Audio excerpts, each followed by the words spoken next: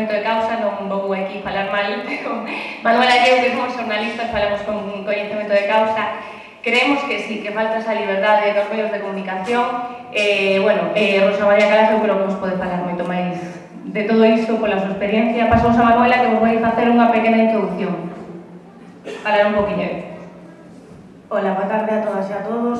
Moi complicado este traballo de presentar a Rosa María co seu extenso currículo, pero brevemente, para que ela xa poda comezar a súa charla, destacar que creo que a maioría dos que estades aquí xa coñecedes polo seu traballo en Televisión Española, donde estivo dende o ano 1970 ata 2009, en que a prexubilaron antes de tempo. É, sin dúbida, unha das mellores xornalistas de España, especialista, sobre todo no xénero da reportaxe, e decana das corresponsalías. Estivo como correspondente en máis de 170 países, desde Estados Unidos, que nombrarlos todos é imposible. A súa última corresponsalía foi en Asia-Pacífico, non? Unha amplia zona. Do seu traballo, con case 40 anos de trayectoria profesional, destacamos sobre todo a súa calidade, a súa honestidade, o seu rigor e a súa preocupación polo compromiso e a excelencia informativa. Por iso, desde a Asamblea Aberta Ourense, quixemos que Rosa María Calas estivese hoxe aquí para que nos fale de como está o xornalismo agora no século XXI, porque creemos que ela encarna ese xornalismo comprometido e de servicio público que fai falta máis que nunca nestes momentos, nos que os medios de comunicación están máis preocupados por contentar os poderes políticos e económicos que en informar realmente a cidadanía do que realmente importa. Estamos convencidas, Alba e eu, Rosa María creo que tamén. Todos están ligados ahí, mucho más casi que con mi madre, ¿no? Pero bueno, ya se me ha olvidado. De todas maneras, es de verdad un placer estar aquí. He venido ya varias veces en estos últimos años y agradezco muchísimo la oportunidad, ¿no? La oportunidad de reflexionar juntos, porque bueno, yo lo único que quiero hacer es comentar aquellas cosas que yo he visto, ¿no? Y bueno, hay un poema de León Felipe que lo describe muy bien, ¿no? En el que dice que algo así como yo no sé muchas cosas es verdad, pero lo que cuento es lo que he visto, ¿no? Y lo que he visto, dice, es como los gritos de los hombres se suelen acallar con cuentos, ¿no? Bueno, pues eso es algo que sí he visto. Pero también he visto, como decíamos, porque no se puede ser catastrofista, porque no sería justo, porque efectivamente eso no siempre es así. Hay mucha gente queriendo hacer las cosas bien, luchando por hacerlas bien. Y está claro que, por ejemplo, todos ustedes que están aquí es porque les interesa, pues en fin, saber más sobre el periodismo, porque están preocupados por lo que está sucediendo. Y entonces me parece que, aunque al principio puede sonar un poco apocalíptico, es importante que tengamos a María mucho aislado. O sea, que por tanto vive las mismas crisis que vive la sociedad. Y tiene, en este caso, pues en este momento, posiblemente crisis simultáneas, porque vive la crisis global de la sociedad, de valores, etcétera, que luego podemos, si les parece, pues en el coloquio, ¿no? Porque yo siempre prefiero que pregunten aquello que les preocupa y si no puedo contestarlo, pues encantada, si no, pues diré que no lo sé. Y ahí es de donde va a salir posiblemente lo que sea más enriquecedor esta tarde, mucho más que lo que yo pueda contar. Pero aparte de esa crisis global de valores, pues está claro que estamos en una crisis económica que también afecta, aunque muchas veces es un pretexto para algunas empresas periodísticas, ¿no? Y por último tiene una crisis estructural propia, ¿no? Es decir, de cambio de modelo por la evolución de Internet, de las redes, es decir, habrá que hacer el periodismo de otra manera, ¿no? Y todo esto está afectando y está haciendo pues, que el periodismo esté un poco en la UCI, ¿no? Pero si somos conscientes de ello, digo, pues yo creo que seremos capaces de sacarlo de ahí. El título que estábamos pensando, ¿no? ¿Qué título le ponemos? Lo de cuando se instala la mentira, pues es un poco lo que está pasando, ¿no? Que realmente estamos aceptando como normales una serie de formas de hacer, de actitudes, etcétera, que no deben ser consideradas aceptables, ¿no? Pero que poco a poco pues, se nos han ido penetrando, ¿no? En nuestra manera de funcionar. Y cuando digo esto, no me estoy refiriendo solo aquí, a Grecia, a España, o sea, es decir, es un fenómeno del periodismo mundial, ¿no? Es decir, y del periodismo, a ver, sobre todo, digamos, del mundo, de lo que llamamos el mundo occidental, ¿no? O sea, que no es un hecho, en fin, que dice, bueno, pues que solo sucede aquí. Luego puede tener unas particularidades, ¿no? Pero en general sucede un poco en todas partes, ¿no? Y hay momentos y lugares en donde, pues bueno, nos parece que entendemos y que no aceptamos ni justificamos, pero entendemos o sabemos que es normal que haya un control de la información y sabemos que así es. Yo he traído unas pequeñas muestras de trocitos de distintos reportajes que he hecho, pues la fortuna que he tenido de recorrer el mundo en estos casi 40 años. Por ejemplo, el que grabé en Corea del Norte. Bueno, es un programa de Corea de portada que fue hecho en el 2001, si no recuerdo mal, y costó muchísimo que nos lo dejaran hacer. Si de alguien tiene curiosidad, le puedo contar cómo fue la historia de cómo lo conseguimos grabar, cómo conseguimos llegar y poder entrar en Corea del Norte y que nos dejaran. Esta dedicatoria que está saliendo ahora es a un colega, compañero de Televisión Española, el realizador José María Llanas, con quien yo trabajé muchos años, que lamentablemente nos dejó, y con el que siempre habíamos querido ir a Corea del Norte, ¿no? Es que si no se oye no se va a entender. ¿Lo oyen desde ahí o no? Mire, vamos a hacer una cosa. Tiene que tener los cables de... Vamos a hacer una cosa, le vamos a poner el micro y tal vez se puede el micro.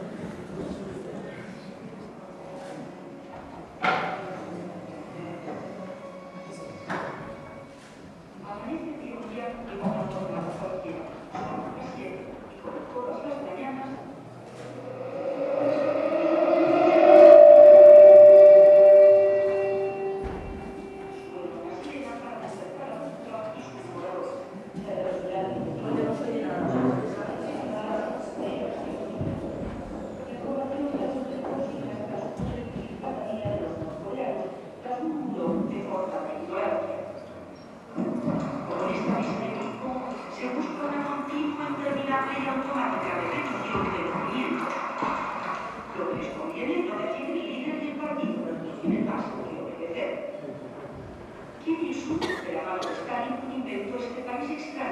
Extremado en su comunicación, déspota en su gobierno y absurdo en su ideología, centrada primero junto a la personalidad. Reina después del pueblo, ostenta todavía el título de presidente de la República. Mirando, siempre abierta esta rendija en su mausoleo, el más sagrado lugar.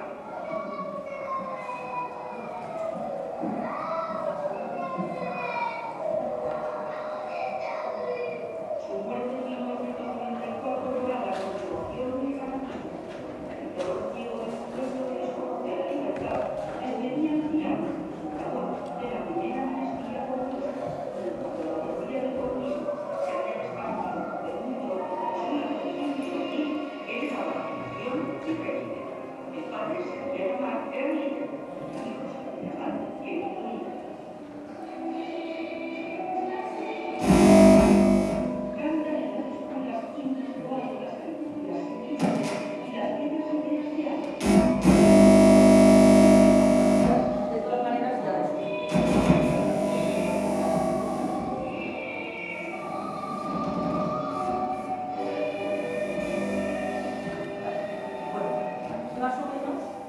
Se hace una idea, ¿no?, de lo que puede ser pues, vivir en Corea del Norte, ¿no?, donde efectivamente pues, hay un desconocimiento total de lo que sucede en el mundo, solo una versión oficial, y eso, como decía al principio, pues hombre, no nos sorprende porque sabemos que en fin, que las dictaduras pues, están obviamente empeñadas en el control de la información, por la consecuencia obvia de ningún respeto por los derechos humanos, ni por las libertades, de un mundo pues, completamente engañado. Corea del Norte es un extremo y sin duda el lugar de los que yo he estado el más aislado, más cerrado y más reprimido del mundo, sin ninguna duda, ¿no?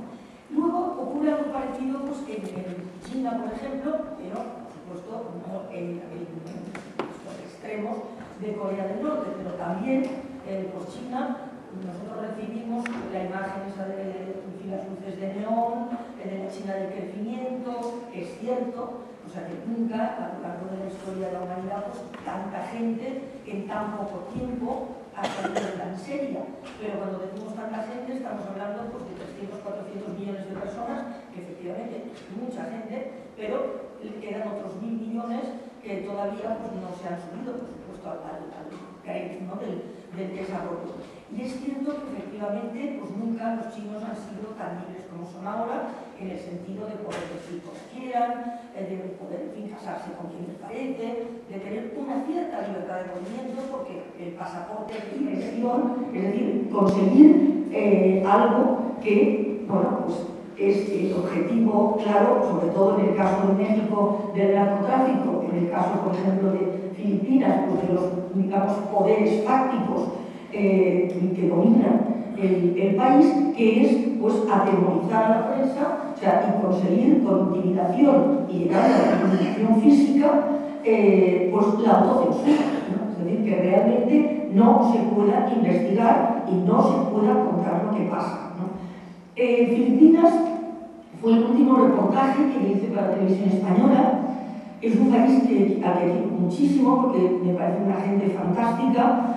Tenemos que recordar que fueron capaces pues, de acabar con una dictadura, la de Marcos, sin derramar ni una gota de sangre. Fue un movimiento influento, fue una revolución que posiblemente los más mayores recordarán que se la llamó el poder del pueblo, ¿no? Porque efectivamente hubo pues, una revuelta, pero ya digo, en absoluto violenta, y es cierto que se consiguió que en fin, el ejército, la policía, etc., se pusiera del lado de los manifestantes y por tanto se derrocó al dictador, ¿no? Y entonces se abrió una etapa de gran esperanza en la que los filipinos, bueno, pues, pensaban recuperar, obviamente, ¿no? Sus derechos, sus libertades y poder construir una sociedad democrática que además pues, diera, en fin, el marco adecuado a un bienestar económico que iba a ir mejorando la situación, ¿no? Es un país muy, muy pobre, ¿no?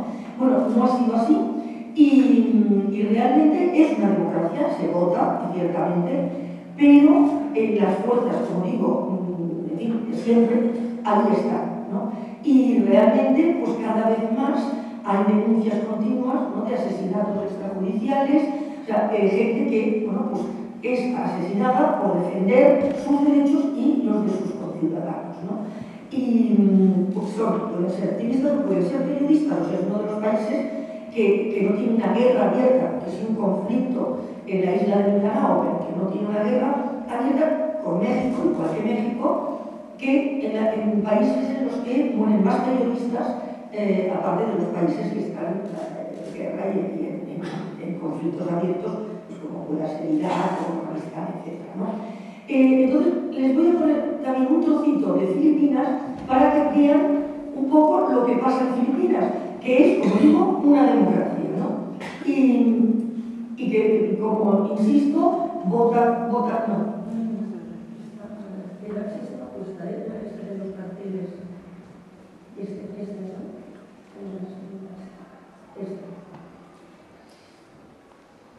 Esto arranca, esto lógicamente es un trozo del reportaje, es un reportaje de 50 minutos, por tanto esto es una parte del reportaje, o sea que viene un poco pillado, pero yo creo que da la idea, pero también se tendría que oír. A ver. Sí. Parecía que con el micrófono funcionaba bastante bien. Vivió 38 años. Fue arrastrado hasta un coche en el mes de abril del año 2007 por 12 hombres y una mujer en un centro comercial a la hora de la muerte. Desde entonces no ha sido visto. Obtuvimos el número de matrícula. Pertenece a un batallón 56, lo que nos lleva directamente a los militares. Pocos acuden a estos actos de sensibilización y protesta. El debate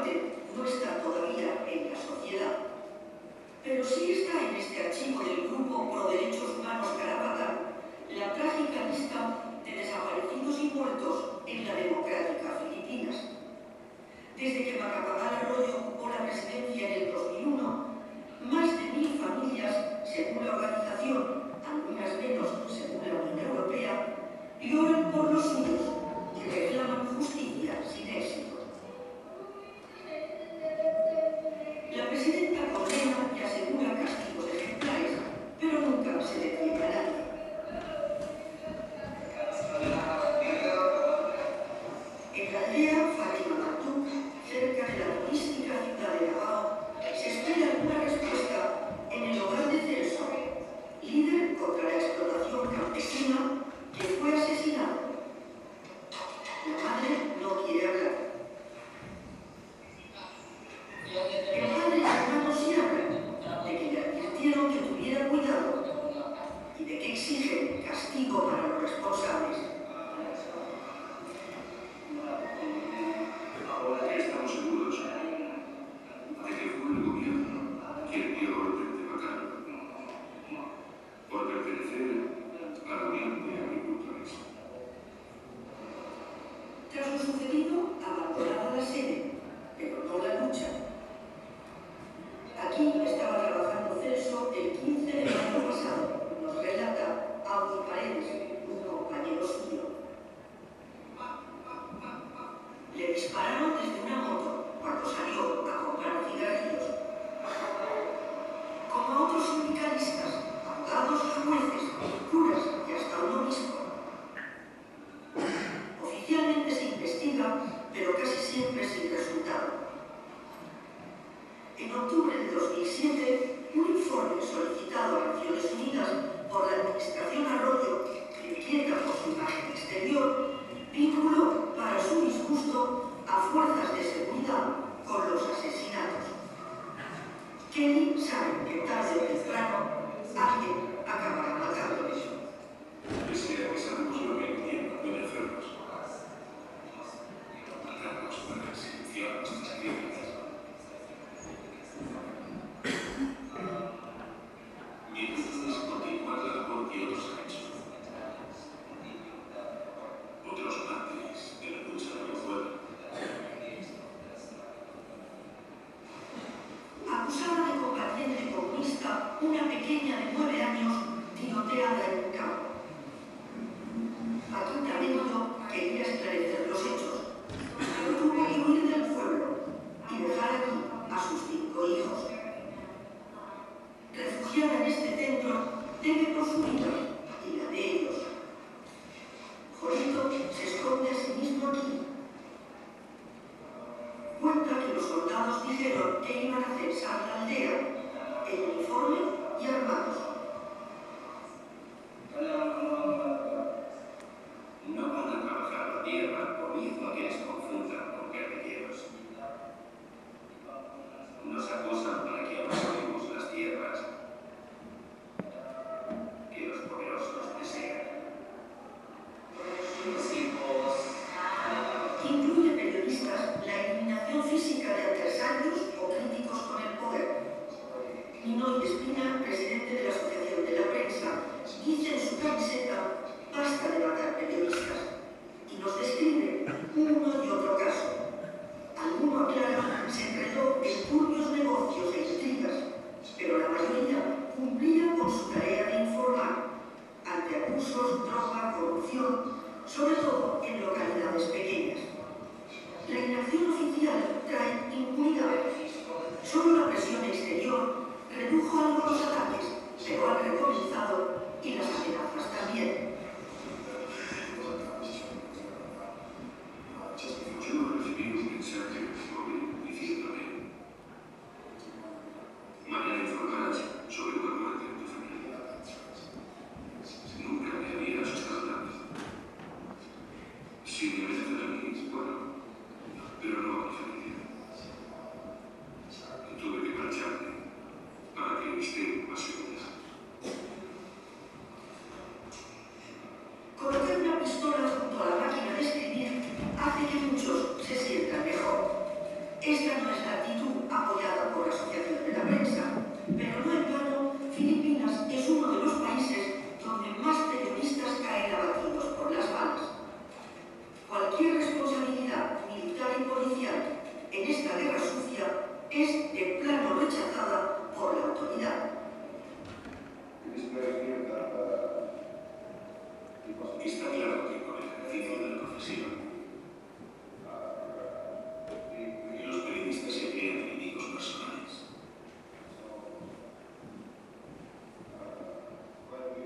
Así que aunque nosotros queremos proteger a todo el mundo, también es necesario exigir un periodismo responsable, por así decirlo.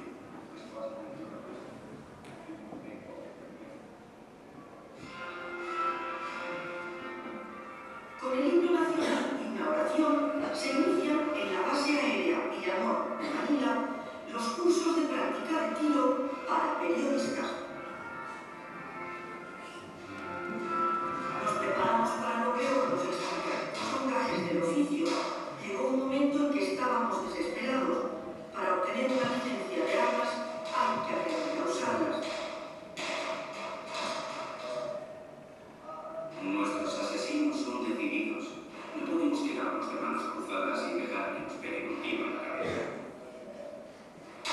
Existe libertad de expresión en Filipinas, pero ejercerla cuesta a veces la vida. Bueno, pues también ya se hace una idea de cómo funciona, ¿no? O sea, la práctica periodística y realmente la vida cotidiana de Filipinas, ya digo, pese a ser una democracia, ¿no? Entonces, también cuando vemos estas cosas, pues, en fin, las sientes, te parecen terribles, te impactan, pero también, pues enseguida buscamos esas justificaciones, esas explicaciones, ¿no? De bueno, pues en fin, son países, con los niveles culturales, etcétera, etcétera, etcétera. Es decir, cualquier tipo de excusa, ¿no? Y respiramos diciendo, bueno, pero nosotros, en fin, en el mundo occidental, pues eso, ya digo, de lo que sería, pues, en fin, nuestros rumores, Europa, Estados Unidos, en fin, Australia, etcétera, esto no sucede. Bueno, no sucede, evidentemente, la eliminación física, afortunadamente, ¿no? Pero hay otras muchas maneras de también interferir en la información, ¿no?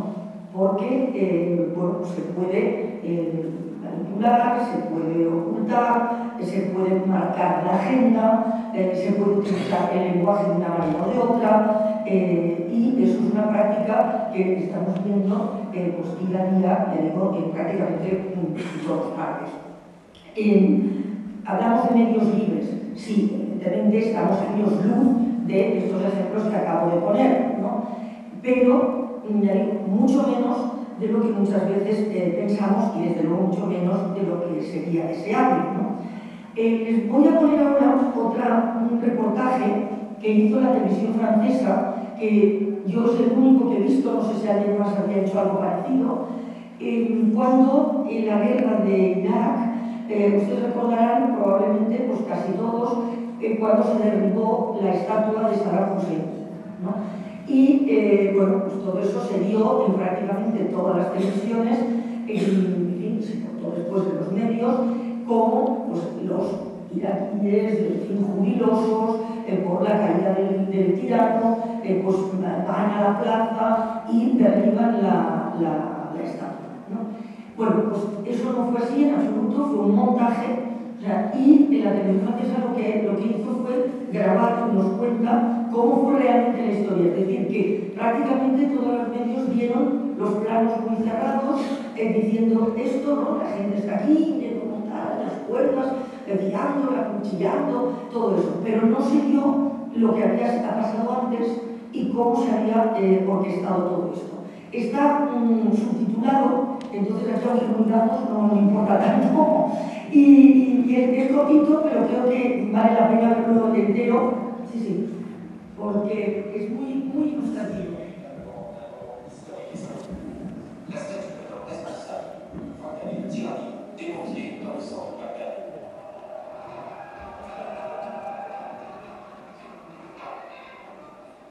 Des Irakiens ont essayé de renverser la statue du sol, mais les marines américains leur ont tout de suite prêté main forte. Il y avait de la joie et de la colère en jeu. Ceci est la version officielle. L'armée américaine aide les Irakiens libérés à renverser le symbole d'un régime banni. Mais cela ne s'est pas passé exactement comme ça. Le Los Angeles Times a publié un rapport de l'armée qui attribue à l'unité d'opération psychologique la mise en scène de cet événement. Objectif, promouvoir l'idée d'une guerre à libération. Voici ce qui s'est réellement passé. C'est en arrivant sur cette place déserte que cette unité a eu l'idée d'abattre la statue de Saddam Hussein pour faire l'image symbole de la guerre. Surtout si les Irakiens la renversaient.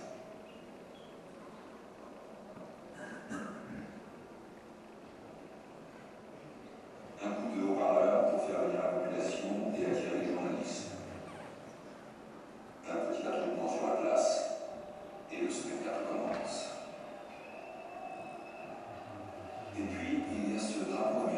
qui vient cacher la tête du dictateur un court instant.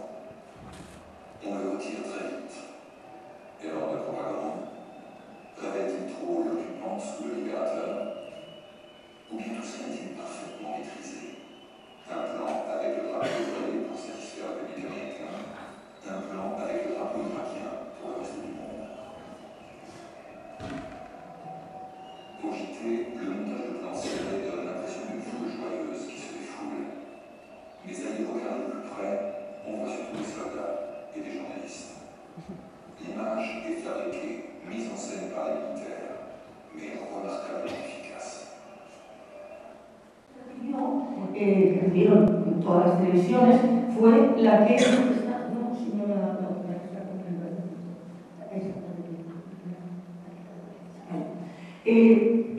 se recibió fue esta imagen, ¿no?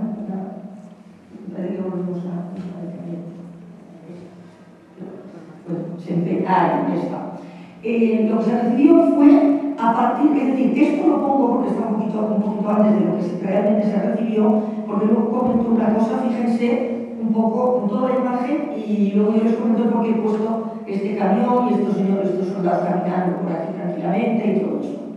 En fin, sobre todo, lo que se recibió fue a partir de aquí, o sea, la imagen de la operación, que como ven es una operación nocturna, en la que, pues bueno, estos militares norteamericanos les tienen herramientas cerca de este hospital iraquí, entonces llegan al hospital, ya con invitados, etc. Entran, no se les verá entrar. Todo lo que se contó era eso, ¿no? O sea, una operación pues, de rescate de esta soldado herida. En realidad, no era cierto. O sea, esta soldado había sido efectivamente herida, pero en un accidente de tráfico, de circulación, en su vehículo militar. Ahí está ella muy asustada, como pueden ver. Y siempre que tenía el accidente, el vehículo había resultado herido, habían resultado muertos sus compañeros y ella herida. Entonces, los iraquíes la habían llevado a este hospital, los médicos de aquí la habían curado de urgencia, la habían estabilizado, le habían hecho una operación y cuando ya estuvo relativamente bien para poder ser trasladada, avisaron a través de Cruz Roja a las tropas americanas para que la fueran a recoger, ¿no? Y la llevaran a Estados Unidos. Sin embargo, pues se dio como eso y todos los medios prácticamente lo vieron como la gran operación heroica, etcétera, de rescate y sobre todo la presentaron a ella, pues bueno, como también, ¿no? La héroe que ha sobrevivido. Afortunadamente, se supo que todo había sido también otro montaje, porque ella, y ahí sí podemos poner si quieres el otro que está ahí, la persona esta que vemos declarando ante un micrófono, es esta soldado, esta sargento, que cuando se dio cuenta, cuando ya se recuperó en Estados Unidos de lo que se había dicho y contado, con gran honestidad salió a decir que todo aquello había sido que no era verdad, o sea, que lo que había pasado era el accidente, etcétera, etcétera, etcétera. Yo la conocí hace 3 años en California, bueno, pues unas cosas que estuve en la universidad allí, y se le preguntó, ¿no? Que es lo que le preguntan siempre, cómo es que ya pues, había dicho que, en fin, había desmentido, ¿no? la versión, y que lo cual le creó, como pueden imaginar, muchísimos problemas. Y entonces dijo que, claro, que ya no podía vivir en su conciencia con una mentira de ese calibre. Eso provocó esta declaración ante el Congreso, bueno, entonces ya las represalias, los castigos a los que había montado la operación, etcétera, etcétera. Pero la mayoría de los medios de comunicación del mundo nunca explicó esta segunda parte.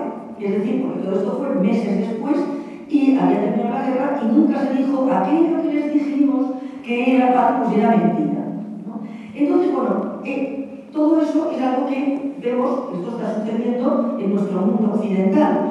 Aquí también podríamos pensar que a lo mejor, pues bueno, estamos hablando de una guerra, cuando realmente sabemos que las situaciones de enfrentamiento armado pues también explican muchas veces el que se tomen actitudes propagandísticas para fomentar una opinión pública favorable, etcétera, etcétera, ¿no? Lo cual tampoco es justificable en absoluto ni aceptable también en absoluto, ¿no? Pero digamos que bueno, que también lo podemos entender. Pero es que resulta que cosas de este estilo pues pasan también en las situaciones normales ya no de guerra, de enfrentamiento armado entre países o entre, en fin, grupos, etc., sino que pasa también bueno, pues en guerras económicas.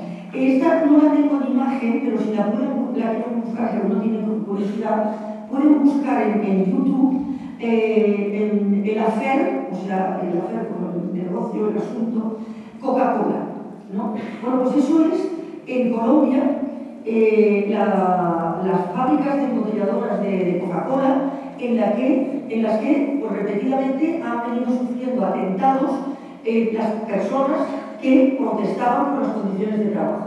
O sea, es decir, que no es que hubiera una represión inmediata y una manifestación que se fuera de las manos y tuviera consecuencias de pérdida de vida humana, sino que esas personas eran seleccionadas, o sea, eran objetivo selectivo porque resultaban molestos y eran asesinados. Eso no se ha sabido, ese reportaje, que fue un reportaje extraordinariamente valioso, porque uno de los que sufrió un atentado no murió, sí murió su hermano, y entonces con unos periodistas canadienses hicieron ese reportaje que costó muchísimo y que luego se presentó en Canadá y que entonces también condujo, ¿no?, a que hubiera, y hay, porque todavía está abierto, que creo, si no me equivoco, unos juicios en Estados Unidos, que por supuesto de momento no han llegado a ninguna parte, contra Coca-Cola y contra una serie de digamos, grupos, ¿no?, a su servicio, o sea, que han pues, eliminado físicamente a aquellos trabajadores que protestaban, ¿no? Y bueno, debe hacernos reflexionar, ¿no? Debe hacernos reflexionar cuando nos damos cuenta y detectar, o sea, para que nos demos cuenta de qué es lo que está pasando. Avalancha informativa, es decir, acumulación de supuesta información. Estamos todo el día con pantallas, atrapados, televisión, ordenadores, tabletas, sin contrastar la realidad, es un absoluto engaño. Es decir, es tenernos ocupados pensando y hablando de unas cosas y no pensando y no hablando de otras, ¿no? Entonces, a esta acumulación se suma la aceleración que permite la tecnología ahora. Es decir, el que todo vaya muy deprisa y que estemos siempre dándole más importancia a lo inmediato que a lo importante. O sea, es decir, puede salir algo importante, pero inmediatamente es barrido por otra cosa que surge y que a lo mejor es absolutamente banal, absolutamente superficial, en el mejor de los casos, y en el peor es una absoluta desinformación. Y esa rapidez y ese culto a la inmediatez nos impide el análisis y nos impide la reflexión. O sea, es como si se instalara un muro de ruido, o sea, que no te deja parar, ¿no? Hay un teórico italiano muy conocido, Fulvio Colombo, que ya dijo hace unos años que los medios de comunicación, especialmente la televisión y ahora se puede añadir pues, todo lo que viene, esos debates donde todo el mundo grita, donde todo el mundo se insulta, donde el argumento principal es insultar y descalificar al que está enfrente, eso no es un debate, ¿no? O sea, eso es un circo, ¿no? Y eso lo único que consigue es que reafirmarnos en aquello que creemos, porque nos alineamos con el lado, porque además si se fijan incluso se ponen en dos bandos, ¿no?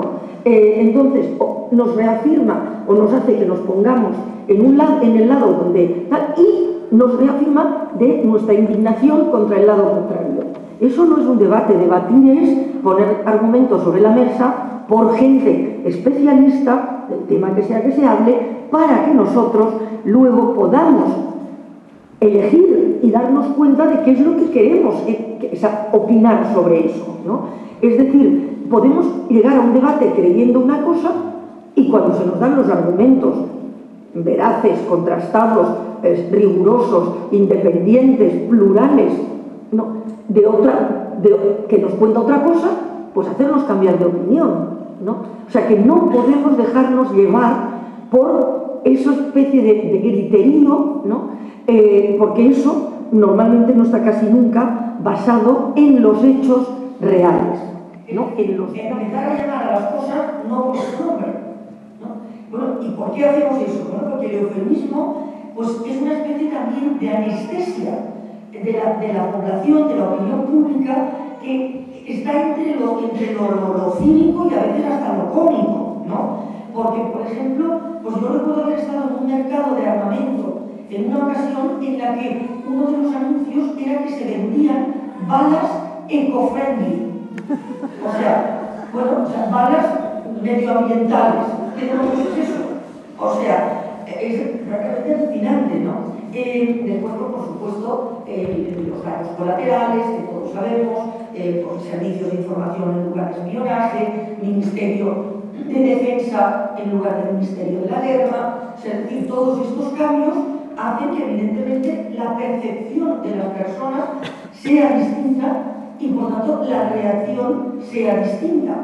Entonces ahora que estamos en un tipo de guerra que afortunadamente no es con balas, pero que también está causando víctimas, es una guerra económica, ¿no? O sea, una guerra con un brazo armado, ¿no? Que son los mercados, ¿no? Bueno, pues en esa guerra también estamos haciendo este tipo de maniobras de despiste, tipo lo de la estatua de San Hussein, o pues tipo lo de Jessica Lynch, o el uso de palabras que enmascaran las realidades. Entonces, para una charla que di en Cádiz en verano, que era sobre el lenguaje, exclusivamente sobre el lenguaje utilizado en los medios, tomé 4 periódicos de 4 días y así, como en 20 minutos, saqué una serie de palabras que seguramente les sonarán. Por ejemplo, bueno, pues ajustes, o sea, medidas de ahorro. Esos son en realidad recortes. Ponderación fiscal, eso es subida de impuestos. Recarga temporal de solidaridad, eso fue la subida del IRPF. Reorganización de los servicios públicos, o sea, eso es privatización. Reforma laboral para crear empleo, o sea, eso fue abaratamiento del despido. Rescate, es intervención. Devaluación competitiva de los salarios, o sea, bajar los sueldos. Impacto asimétrico de la crisis, o sea, es decir, que afecta a los más pobres. ERE, los famosos EREs, los EREs son despidos, ¿no? Racionalización, red de oficinas, o sea, cierres. Tasa de crecimiento negativo, o sea, eso es recesión, ¿no? Eso lo utilizó, por ejemplo, el ministro de Industria en su toma de posesión, o sea, en lugar de decir recesión, dijo tasa de crecimiento negativo. Y dijo, pongo como ejemplo esto porque digo, fue un periódico de este año pasado, porque si nos ponemos en la etapa anterior, insisto que no tiene nada que ver con las ideologías esto. En la etapa anterior pues también teníamos los brotes verdes y todas esas cosas, ¿no? Severa desaceleración. Bueno, pues la severa desaceleración es una crisis de caballo, no que será que estamos antiguos, ¿no? Entonces, ¿qué significa todo esto? Estamos tratando de construir una realidad que es falsa, o sea, porque todo esto son palabras que, como digo, no llaman las cosas por su nombre. Los medios pueden promocionar claramente valores de convivencia, pero también, con el mismo esfuerzo, pueden envenenar absolutamente el ambiente y, bueno, instalar odios, antagonismos, etc., ¿no? Y a partir de una cierta dosis, ¿no?, de este, ya digo, marco de enfrentamiento, ¿no?, de permanente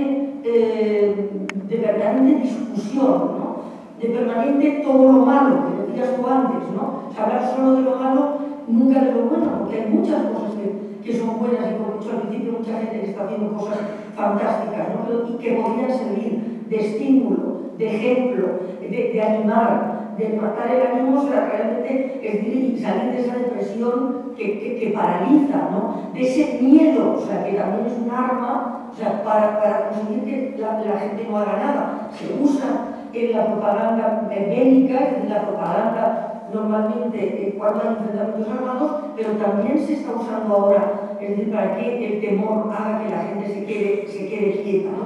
Bueno, pues todo esto, si se instila en la sociedad en unas dosis determinadas, pues puede conducir claramente a violencia, ¿no? O sea, que ya no solo está en el mundo de las palabras, sino que puede pasarse al mundo de los hechos. La guerra de la antigua cultura, y es muy difícil cada vez más resistir a estas tendencias, ¿no? Entonces, lo que decíamos es que se prima lo que impacta por encima de lo que importa, ¿no? Recordar una frase de un gran periodista italiano, que posiblemente a muchos de ustedes les suene, por lo menos a los más mayores, Indro Montanelli, que, bueno, puede estar de acuerdo o no con su ideología, era muy conservadora, etc., pero era un extraordinario periodista. Yo tuve el gran honor de conocerle, de vivir con él el montaje de su último periódico cuando él tenía ya 90 y pico años, murió casi rozando los 100 hace poco, y la verdad que era realmente, vamos, una enseñanza minuto a minuto, tenerla, ya digo, el honor y la oportunidad de hablar con él, ¿no? Y entonces él decía, somos un público apático, conformista, indiferente, cada vez más peligroso para nosotros mismos, ¿no? Los actores de la sociedad civil, aunque les sea difícil hacer oír su voz, deben movilizarse por una información veraz e independiente. Los medios no pueden olvidar, por su parte, que la paz y la estabilidad no se consiguen construyendo murallas, sino reforzando las instituciones y con una prensa que cumpla su objetivo primordial, informar con rigor y responsabilidad, ¿no? Que no convierta la noticia en mercancía de usar y tirar, que no convierta la realidad en espectáculo. Y entonces, ahí añado yo, enlazando con lo del título, que lo que no se puede permitir, ya digo, es que se instale la mentira. Muchas gracias y si les parece, pues abrimos el coloquio.